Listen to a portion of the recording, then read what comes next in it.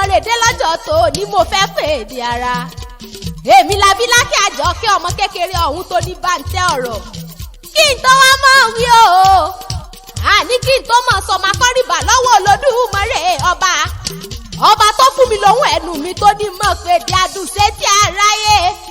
Ọba tó lóyìnbó pé títí tọ́kì títí tọ́sà títí tọ́pẹ̀ omnipresent, omnipotent, omniscient, the mightier than the mightiest, the richer than the richest, the wealthier than the wealthiest, His Royal Majesty, the King we worship in loyalty, the only one with the authority, the King with unmatchable superiority that protects the majority and the minority, the indivisible that divides the majority. Olódùmarè, Olódùmarè, Olódùmarè wọ́n ní ké sí o.